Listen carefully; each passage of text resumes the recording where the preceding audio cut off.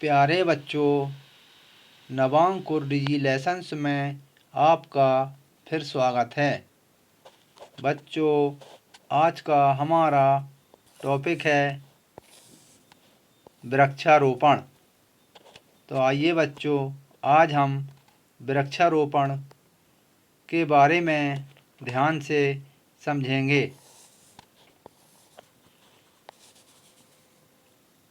सबसे पहले प्रस्तावना।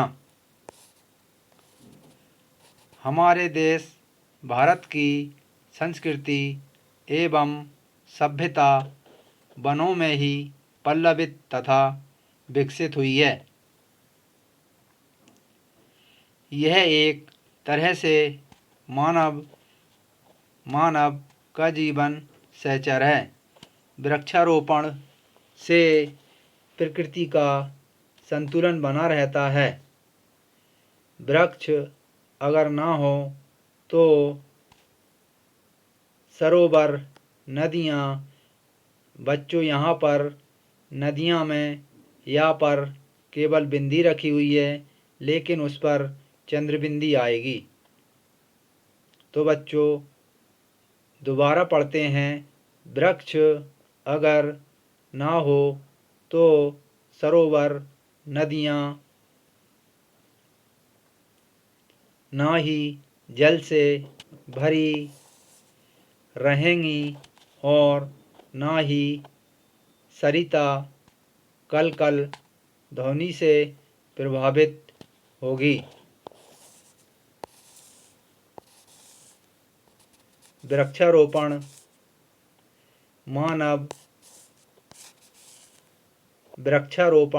मानव समाज का सांस्कृतिक दायित्व भी है, क्योंकि वृक्षारोपण हमारे जीवन को सुखी, संतुलित बनाए रखता है। बच्चों अगला बिंदु है प्रकृति की पूजा। वन महोत्सव से हमारे मन में प्रकृति की पूजा का भाव उत्पन्न होता है।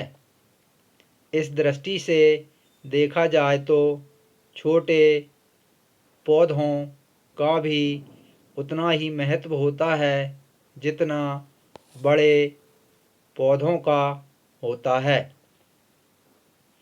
छोटे पौधे बड़े होकर बड़े पौधों की जगह ले लेते हैं।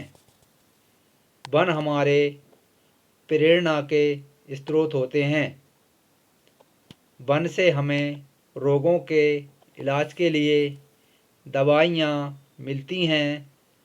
वन प्रकृति की देन है, इसलिए हमें प्रकृति की पूजा करनी चाहिए।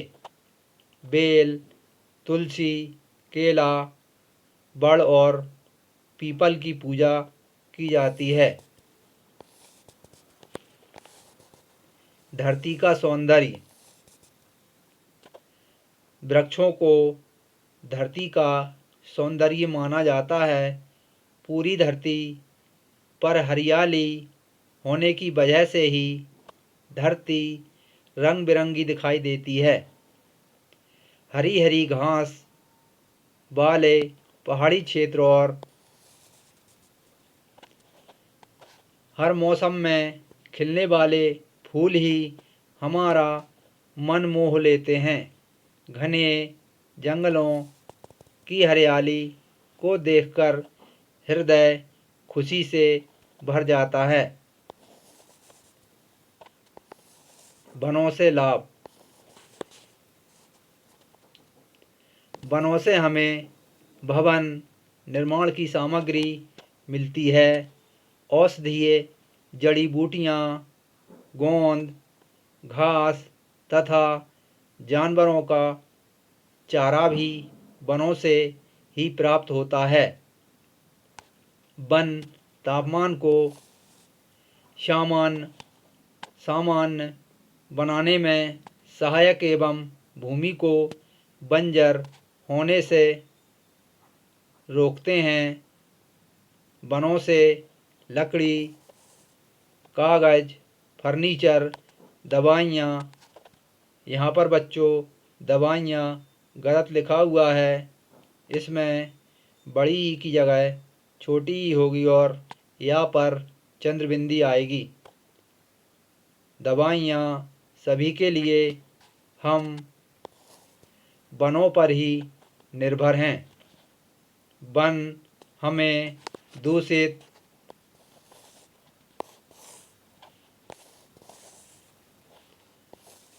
वायु को ग्रहण करके शुद्ध एवं जीवनदायक वायु प्रदान करते हैं। जितनी वायु और जल जरूरी है उतना ही आवश्यक वृक्ष होते हैं। इसलिए वनों के साथ ही वृक्षारोपण सभी जगह करना जरूरी है और कई तरह के लाभ देने वाले वनों की रक्षा करना हमारा कर्तव्य है। वनों के कटने से हानियाँ। वनों के कटने से कई तरह की हानियाँ। आज मानव अपनी भौतिक प्रगति की तरफ आतुर है। वह अपने स्वार्थ को पूरा करने के लिए बेधड़क वृक्षों की कटाई कर रहा है। औद्योगिक प्रतिस्पर्धा। औद्योगिक में बच्चों आ पर दो मात्राएं आएंगी, औद्योगिक हो जाएगा। औद्योगिक प्रतिस्पर्धा और जनसंख्या के चलते वनों का क्षेत्रफल प्रतिदिन घटता जा रहा है। एक अनुमान के अनुसार 1 करोड़ हेक्टेयर इलाके के वन काटे जाते हैं। अकेले भारत में ही 10 लाख हेक्टेयर क्षेत्र में फैले वनों को काटा जा रहा है। वृक्ष के कटने से पक्षियों का चहचहाना भी कम होता जा रहा है। पक्षी प्राकृतिक संतुलन स्थिर रखने में प्रमुख कारक हैं, परंतु वृक्षों की कटाई से तो वो भी अब कम ही दिखने लगे हैं। अगर इसी तरह से वृक्षों की कटाई होती रही तो इसके अस्तित्व पर ही एक प्रश्न चिन्ह लग जाएगा। उपसंहार। वृक्षों के महत्व से कोई भी इनकार नहीं कर सकता है। अब हर गांव में पेड़ लगाए जा रहे हैं। हमारे देश के लोग भी वृक्षों के संदर्भ में अपने कर्तव्य से अवगत हो रहे हैं। बच्चों यहाँ पर कर्तव्य में का के बाद आदत आ भी आएगा। कर्तव्य से अवगत हो रहे हैं। वे वृक्षों के विकास के लिए प्रयत्नशील हैं। हर साल वन महोत्सव मनाया जाता है और वृक्षारोपण का काम किया जाता है।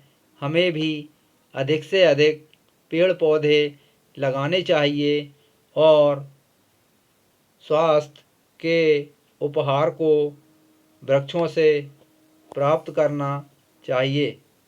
हम वृक्षों को बचाकर धरती को सुंदर, हरा भरा और जीवन योग्य बना सकते हैं।